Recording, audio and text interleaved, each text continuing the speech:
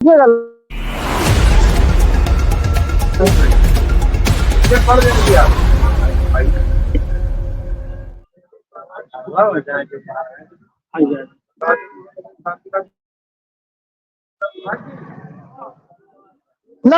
मेरा नाम है जानिल मिश्रा और आप देख रहे हैं IBC 24 यूपी यूके का डिजिटल प्लेटफॉर्म।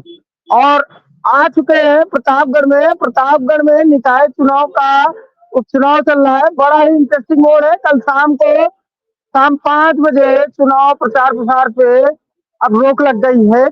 17 तारीख को मतदान होना है और शाम को 5 बजे मतदान खत्म होगा। मतपेटिका में सारे प्रत्याशियों के मत कैद हो जाएंगे और 19 तारीख को गिनती होगी। हमारे साथ बहुत सारे पब्लिक के लोग हैं, उन्हीं से बात कर लेते हैं। भैया, शुरुआत आप ही से करेंगे। बिल्कुल करिए। क्या वकील भी हैं आप? क्या है रिएक्शन, क्या है मूड, क्या है इरादा तो यही है कि नगर पालिका जिस तरह से गुलामी की जंजीरों में जकड़ी हुई उसको हर साल छुड़ाने का, हर चुनाव में छुड़ाने का लोग प्रयत्न करते हैं, लेकिन अफसोस असफलता उनके हाथ आती है। प्रतापगढ़ का जो ये निकाय चुनाव हो रहा है, उपचुनाव हो रहा है, श्री हरि प्रताप जी बेचारे अब इस दुनिया में नहीं रहे, स्वर्गीय। उनका मामला जब तक वो जीवित थे, ऐसे बहुत सारे चुनाव उन्होंने देखे और उठा पटक करके कभी निर्दलीय, कभी भाजपा से जीता उन्होंने चुनाव। लेकिन इस बार फिर लोग लगे उनको, उनकी पत्नी इस बार खड़ी हैं उनको हराने के लिए। सबसे बड़ी बात है यहाँ पे जो मतों का ध्रुवीकरण है वो बहुत इंपॉर्टेंस रखता है इस चुनाव में। ध्रुवीकरण हम थोड़ा सा समझना चाहेंगे। ध्रुवीकरण इस तरह हो रहा है क्योंकि देखिए, इस बार प्रशासन द्वारा एक प्रत्याशी थे संतोष मिश्रा जी, उनको जबरदस्ती बैठा दिया गया, तो उसका बहुत ही विपरीत प्रभाव पड़ रहा है भाजपा के चुनाव में, क्योंकि बहुत सारे मंत्री, मिनिस्टर और राज्य मंत्री लगातार धरना दे रहे हैं यहाँ पे, हर चौराहे पे नुक्कड़ सभा कर रहे हैं। ये कहीं ना कहीं इस बात का एहसास दिला रही है कि इसका मतलब इस बार लूप होल हो सकता है। लूप होल हो सकता है। आप ही से पूछ लेते हैं, विजय जी क्या हाल चाल है? निकाय चुनाव कैसा चल रहा है प्रतापगढ़ का? ये बताइए, क्या इरादा है? ब्राह्मण किधर जा रहा है? ब्राह्मण तो देख रहा है क्या, थोड़ा तेज बोलिएगा। ब्राह्मण क्या करे, किधर जाए? ब्राह्मण कौन पूछ रहा है किधर जाए ब्राह्मण? ब्राह्मण को कौन पूछ रहा है किधर जाए ब्राह्मण? उधर जाएगा भैया, जिधर दक्षिणा उधर जाएगा, और क्या करेगा। देखिए, जो ये नगर निकाय का चुनाव हो रहा है प्रतापगढ़ के अंदर, यह चुनाव सत्ता अपने अहंकार में लड़ रही है।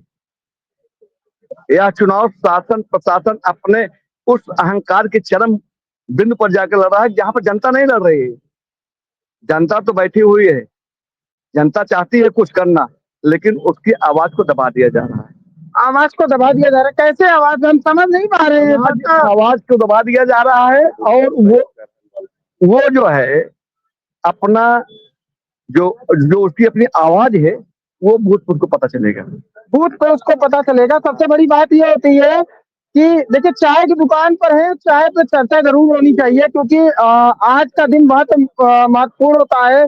यही रात अंतिम, यही रात भारी, ये लाइन काफी चलता है चुनाव के दौरान पे एक यही रात अंतिम, यही रात भारी सबसे ज्यादा प्रत्याशियों के ऊपर भारी होती है। तो किसके ऊपर भारी? क्योंकि बीजेपी में लगातार बगावती सुर दिख रहे हैं रोहित जी, और कहीं ना कहीं कांग्रेस तो चुनाव लड़ नहीं रही है। तो इंडिया गठबंधन सपा के साथ अब तो कैसा है माहौल चुनाव का? पब्लिक के तौर पे, वकील के तौर पे क्या है माहौल? देखिए, ये चुनाव जितने चुनाव हुए निकाय के उससे अलग हो रहा है। आप पिछले चुनाव देखिए, उससे अलग हो। इस चुनाव में पब्लिक बदलाव चाहती है, इसमें कोई दो राय नहीं। पब्लिक कहती है कि एक परिवार को 26 साल हो गया, हुआ क्या? वो तो चाहती है, लेकिन इस चुनाव में मैंने इसलिए कहा कि अलग, इसी चुनाव में पहली बार शासन प्रशासन पूरा दबाव बना के कैंडिडेट कोई कायदे का लड़ न पावे, ये परिस्थितियां बनाई गई हैं। आगे आइए थोड़ा सा। आप तो देखिए, कचहरी की बात है, आप तो उपाध्यक्ष भी है, भाई साहब उपाध्याय जी बाहरी स्टेशन के क्या हाल चाल है? ठीक है भाई साहब। हाँ, चुनाव में चर्चा है, आम पब्लिक के तौर पे क्या देखते हैं आप? हम ये देखते हैं कि जो बीजेपी सरकार है पूरी तरह से तानाशाह है। लोकतंत्र खत्म कर दिया है इन्होंने, किसी को लड़ने नहीं दे रहा है। यहाँ तक प्रभारी मंत्री तक आ रहे हैं दबाव बनाने। जो बिजनेस कर रहा है व्यापारी, उनके ऊपर भी दबाव बनाया जा रहा है। अधिकारी भेज दिया जा रहा है रातों रात। ये लोकतंत्र की हत्या की जा रही है इस सरकार में। और 27 साल इन्होंने अभी प्रतापगढ़, आप किसी गली में चले जाइए, देखिए बहुत बुरी स्थिति है। यहाँ सीवर लाइन देखिए करोड़ों के हैं। एक एक चीज बताइए, करोड़ों के सीवर लाइन है, हम ये जानना चाहेंगे एज ए पब्लिक, क्योंकि निवास मेरा भी यही है और निवास आपका भी यही है। सुकुलपुर तो अब तो आ गया है जी, हाँ? आ गया है ना? आ गया। तो ये बताइए कि क्या कमियां हैं अभी जो पूरी नहीं हो पाई हैं, और क्या और कि अगर कोई नया आता है या पुराने वही आते हैं, पुराने वाले ही रिपीट करते हैं, तो क्या उम्मीदें लगा के रखेंगे आप? उम्मीद तो हमको कुछ नहीं है, बस घोटाला है और फर्जी नियुक्ति करेंगे, यही उम्मीद है जो आएंगे। जो मतलब आपको लग रहा है कि फिर से वही आएंगे? अब जो भी हो, अब तो लोग कल क्लियर हो जाएगा। एक चीज ये बताइए, उपचुनाव को, वो भी निकाय के चुनाव को, ना सरकार बनती है ना बिगड़ती है, इस उपचुनाव को इतना क्यों एक विधानसभा के चुनाव की तरह बना दिया गया है, लोकसभा चुनाव की तरह बना दिया गया? अब इसको तो शासन प्रशासन पूरी तरह से, देखिए आप खुद देख रहे हैं कैसे आम आदमियों को नहीं लड़ने दे रहे हैं, आम बिजनेसमैन को नहीं लड़ने दे रहे हैं। दबाव तानाशाह। यहाँ लोकतंत्र, लोग धरना भी देने आते हैं तो उनको भी जबरदस्ती पुलिस वाले आते हैं, उठा दे रहे हैं। लोकतंत्र की हत्या की जा रही है इस सरकार में, तानाशाह है। लोकतंत्र की हत्या की जा रही है। वकील साहब एक चीज ये बताइए कि हरि प्रताप, श्री स्वर्गीय हरि प्रताप जी को खत्म हुए तकरीबन 4 से 5 महीने हो गए, लेकिन एक चीज ये कहा जा रहा है कि डीएम ने कायाकल्प करा दिया पूरा। कहीं कायाकल्प नहीं है, आपके पीछे एक खड़ी हुई है, 26 लाख मालियत आई है इसकी, खर्चा आया है इसका 26 लाख रुपए। ये आप देख लीजिए, रोज और रोज जब आप देखिए नगर पालिका को लूटने का काम किया जा रहा है माननीय जिलाधिकारी द्वारा, और आप हमेशा प्रतापगढ़ में इतना पैसा आता है लेकिन कहीं कुछ नहीं होता।